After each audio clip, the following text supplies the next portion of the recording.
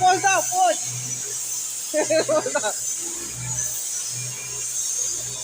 আমরা চ্যাম্পু মিস্ত্রিকে দেখিয়ে দাও। ওই জন্য মিস্ত্রি দেখছে কিভাবে কি করা যায়।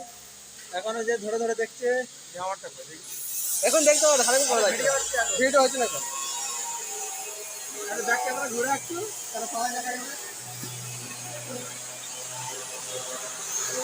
এই আমার ঠিকাদার, এ ঠিকাদার আসছে, আমার ঠিকাদার এটা, এ ঠিকাদার